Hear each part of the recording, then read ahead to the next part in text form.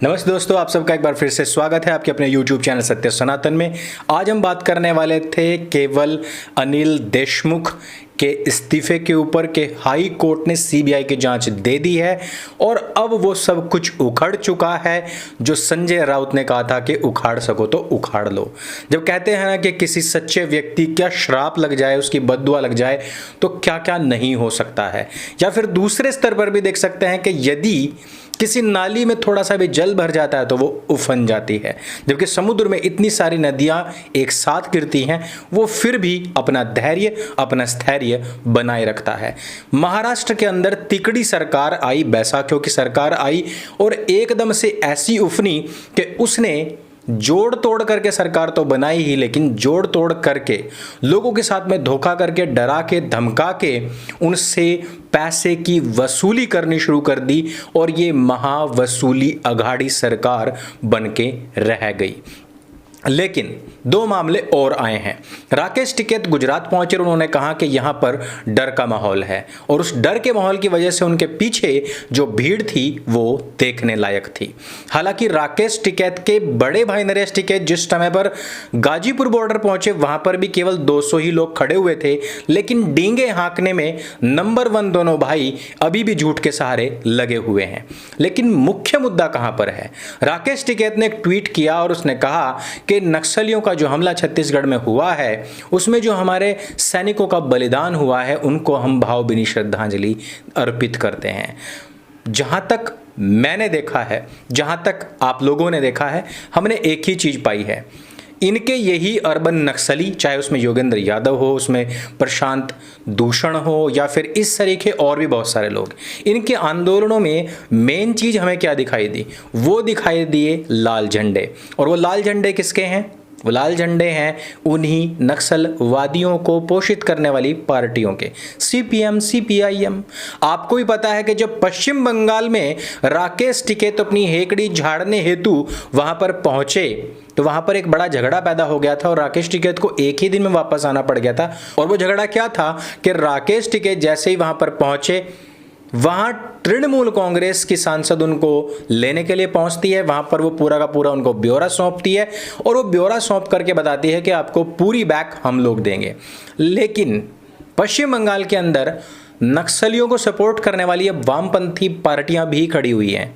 जहां एक तरफ राकेश टिकैत ने ममता बनर्जी को झांसी की रानी बताया था, वहीं पर वामपंथियों ने इनको किक मारकर वहां से बाहर निकाला था और उनको कहा था कि आपके जितने भी आंदोलन हैं इन सबको हम पोषित कर रहे हैं, हम मार्गदर्शन कर रहे हैं, आप लोगों को बोलना हम सिखा रहे हैं कि किस तरह से आपको समाचारों में बैठकर के, न्यूज चैनल्स पर बैठकर के वितंडा करनी है। वहां से अगर आपसे कुछ पूछा जाए तो किस प्रकार से उस बात को गोल गोल घुमा करके उन्हीं के ऊपर थोप देनी है। सारी ट्रेनिंग हमने करी, लोगों को हमने बुलाया, विदेशों से फंडिंग हमने जुटवाई, वहां पर मियां खलीफा का डांस तय हमने करवाया और आप वहां जाकर के तृणमूल कांग्रेस का प्रचार कर रहे हैं।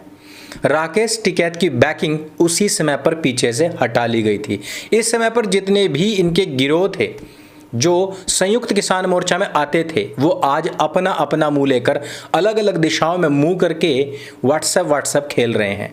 क्या आपने कहीं पर भी जो पूर्व में 26 जनवरी तक दिखाई देते थे नेता लोग, वो कहीं पर दिखाई दिया आपको? नहीं दिखाई दिए होंगे। लेकिन इस नक्सलवादी हमले के बाद में राकेश टिकैत इस प्रकार का ट्वीट करके अपनी पोल खोल देते हैं। जिन लोगों की बैकिंग इन नक्सलवादियों को मिली हुई है, उन्हीं लोगों की बैकिंग इस राकेश टिकैत को मिली हुई है। जहां देखिए लाल झंडे मिलेंगे, जहां देखिए नक्सलवादी लोग मिलेंगे, जहां देखिए इनको सपोर्ट करने वाले ये वामपंथी राजनीतिक दल मिलेंगे। लेकिन ये बेशरम व्यक्ति वहां पर ये नहीं कहता है कि इन नक्सलवादियों का समूल नाश कर दीजिए।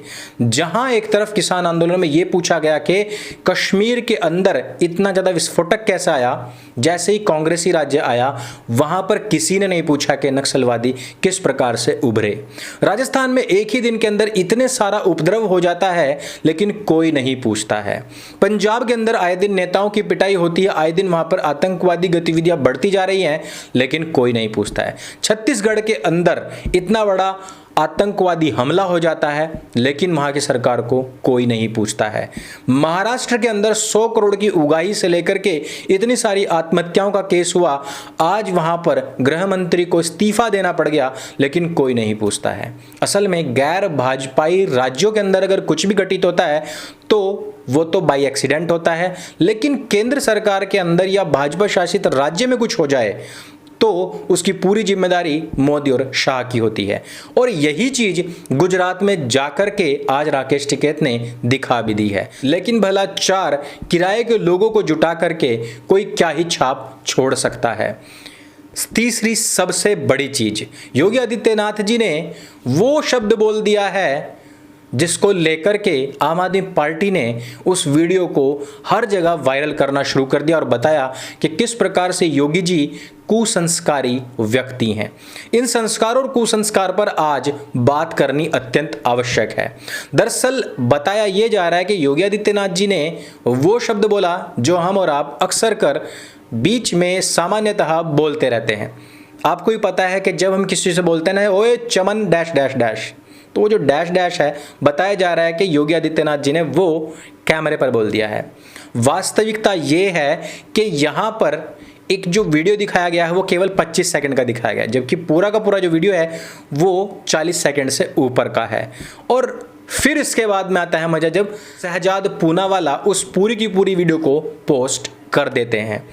यानी कि 25 सेकंड पर कट करके वहां पर अपनी तरफ से आवाज ऐड कर दी गई और जो आम आदमी पार्टी का ब्लू टिक वाला हैंडल है वहां से उसको पोस्ट कर दिया गया। अब होती है इसकी जांच और जांच में पाया जाता है कि ये ठीक उसी प्रकार से झूठ है जिस प्रकार से योगी आदित्यनाथ जी के ऊपर पहले भी एक आरोप लगा था, जिसमें बताया गया था कि योगी आदित्यनाथ जी कह रहे हैं कि भाई राजपूतों का जो खून है वो गर्म होता है, इस वजह से कुछ ना कुछ उनसे अपराध हो जाते हैं। वो भी झूठा निकला था और ये भी झूठा निकला है। अब यूपी पुलिस कह रही है कि क्योंकि ये फोरेंसिक जांच में तो झूठी निकली ही है, साथ ही साथ तशरीफ पर पानी डाल करके फट्टा बजाने का हमें जो शौक चढ़ा हुआ है उसमें भी थोड़ी और बरकत हो गई है, क्योंकि अब आम आदमी पार्टी के उस हैंडल को चलाने वाले व्यक्ति के ऊपर FIR भी हो चुकी है। व्यक्ति को पकड़ा जाएगा, सोमनाथ भारती उसका बनाया जाएगा और उसके बाद में जलील होने के लिए एक बार फिर से दिल्ली बॉर्डर पर छोड़ दिया जाएगा। दिल्ली बॉर्डर आजकल इसी चीज के लिए काफ़ी मशहूर भी हो चुका है कि लोग वहां पर जाते हैं और जलील होकर के वापस आ जाते हैं। तो आज आम आदमी पार्टी ने एक बार फिर से झूठ बोल करके, झूठ की राजनीति पर एडिटेड वीडियो दिखा करके एक महंत योगी आदित्यनाथ जी की छवि को धूमिल करने का एक असभ्य तरीका अपनाया और एक असफल प्रयास किया, जिसके बाद में पूरा देश उनके मुंह पर थू थू कर रहा है। अनिल देशमुख की अगर हम बात करें तो अनिल देशमुख ने ये जो इस्तीफा दिया है ये कोई गुड जेस्चर में नहीं दिया है। ये पूरी तरीके से जब दबाव आ गया, परमबीर ने जो याचिका डाली थी वो स्वीकार हुई और उन्होंने कहा कि हमारा दुरुपयोग हुआ है, हमको बहुत प्रेशराइज किया गया, हम लोगों के द्वारा ही बहुत सारे लोगों को डिटेन कराया गया, जिसमें कि अर्णव गोस्वामी हो या फिर कंगना रनावत हो या फिर और भी बहुत सारे लोग हैं। इन सब लोगों को टॉर्चर कराया गया और हमारा प्रयोग करके इन लोगों ने ऐसा काम किया है। इन लोगों की CBI जांच होनी चाहिए। CBI जांच होने से पहले उनका इस्तीफा देना बहुत ज़्यादा जरूरी था। उद्धव ठाकरे को इस्तीफा दे दिया गया है, लेकिन अगर यहाँ पर नैतिकता की बात हो तो यहाँ पर उद्धव ठाकरे को तुरंत इस्तीफा दे करके सरकार गिरानी चाहिए थी और कहना चाहिए था कि यदि हमारे होते हुए इतने बड़े बड़े घोटाले हो गए और हमको नहीं पता तो लानत है हमारी सरकार के ऊपर और अब पूरी ही सरकार की जांच होनी चाहिए। लेकिन आप लोगों को भी पता है कि राजनीति जहां पर एडिटेड वीडियो से लेकर के एडिटेड पेपर्स तक दिखा देती हैं, जहां एडिटेड प्लास्टर तक हो जाता है एफआईआर के ऊपर जहां एडिटेड स्क्रिप्ट लिख दी जाती है और बताया जाता है कि आतंकवादी संगठन अनिल अंबानी, मुकेश अंबानी के घरों को उड़ाना चाहते हैं, जहां एक व्यक्ति को मारने के बाद में उसकी आत्महत्या सिद्ध करने के लिए बहुत सारी कागजी कार्रवाई तक करा दी जाती है, भला वहां पर इन बेशर्म नेताओं से हम क्या उम्मीद कर सकते हैं। इन तीनों मुद्दों पर आप लोगों का क्या कहना, आप लोगों की क्या राय है, कमेंट करके हमें जरूर बताइएगा। ये जानकारी अगर आपको अच्छी लगी, अगर ये विचार आपको अच्छे लगे तो इनको सबके साथ में स्प्रेड अवश्य कीजिएगा। मेरे संग बोलिएगा सत्य सनातन वैदिक धर्म की जय। जय हिंद, वंदे मातरम।